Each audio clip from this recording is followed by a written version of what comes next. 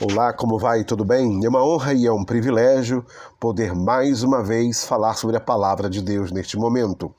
E para que você possa, assim, fazer uma leitura devocional das Escrituras, eu quero fazer uma breve introdução no Evangelho de Mateus. Evangelho de Mateus, que é o Evangelho do Rei. O Evangelho segundo Mateus é conhecido entre os cristãos evangélicos como o Evangelho do Rei, pelo fato de apresentar a Jesus como o Rei dos Judeus prometido na Bíblia hebraica, mais conhecido como Antigo Testamento.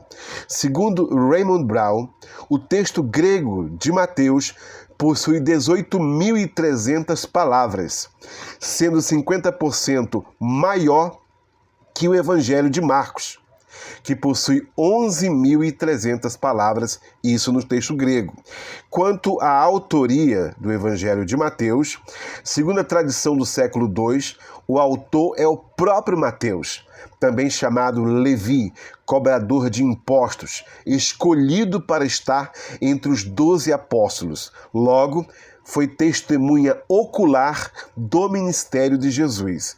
Escreveu o Evangelho e uma coleção de ditos do Senhor em aramaico, pois, sendo um galileu, cobrador de impostos, comunicava-se diariamente neste idioma.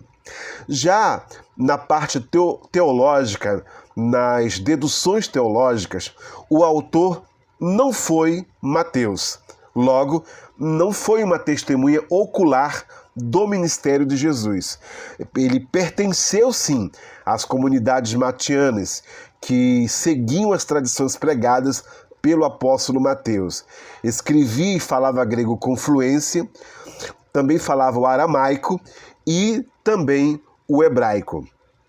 Ao escrever o evangelho dele, o seu evangelho em grego koiné, utilizou de fontes do evangelho de Marcos e de ditos do Senhor denominado fonte Kelly, bem como de outras tradições orais de sua época.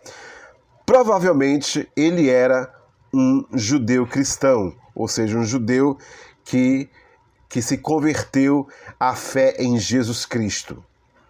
Atualmente, há os que acreditam que o evangelho foi escrito em aramaico e depois traduzido para o grego koiné. Contudo, não há textos em aramaico, mas sim em grego koiné. Quanto à data, possivelmente foi escrito entre 80 e 90 depois de Cristo. Quanto ao ambiente político, Roma reinava neste tempo. E quanto à escrita do Evangelho, foi provavelmente escrito em Antioquia da Síria. Outros dizem que foi na Fenícia ou mesmo na própria Galileia. O destinatário do Evangelho. No dia de Pentecostes, quando Pedro pregou o seu poderoso sermão, registrado em Atos 2, do verso 14 ao 36, quase 3.000 almas se renderam a Cristo. E pelos apóstolos foram batizados em nome do Senhor Jesus, segundo Atos 2, verso 37 ao 41. As comunidades cristãs recém-formadas originaram-se do judaísmo rabínico, pois o templo em Jerusalém havia sido destruído em 70 depois de Cristo pelo general romano Tito Vespasiano. O sacerdócio arônico, então, ele terminou com a destruição desse templo, dando lugar ao judaísmo rabínico. E então, os que se convertiam ao evangelho, pregado pelas comunidades matianas, eles vinham desse judaísmo rabínico. Mas em 85 depois de Cristo, os fariseus e escribas reúnem-se num concílio chamado de Concílio de Jânia, onde foi decidido que todas as correntes doutrinárias contrárias ao judaísmo farisaico e rabínico deveriam ser rejeitadas.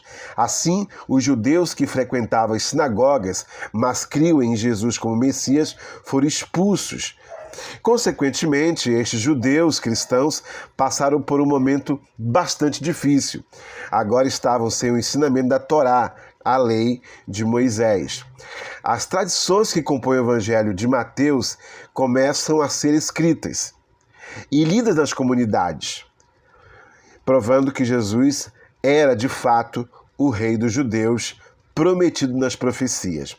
Quanto ao tema principal, é o reino dos céus e Jesus como o rei prometido. Bem, e o que fazer agora nesse momento? É hora de ler. Sim, exatamente. Você tem que ler com bastante devoção o Evangelho de Mateus. E é dever de todos os cristãos ter uma experiência pessoal com Deus através da leitura bíblica. E é de grande importância lembrar que o primeiro passo para a análise de qualquer livro do Novo Testamento é lê-lo por inteiro, vagarosa e atentamente. O primeiro passo, então, é orar ao Senhor Deus e pedir-lhe sabedoria e iluminação do Espírito Santo. E o segundo passo é abrir a Bíblia e começar a lê-la. Ler o Evangelho segundo São Mateus. Que Deus, em Cristo, vos abençoe.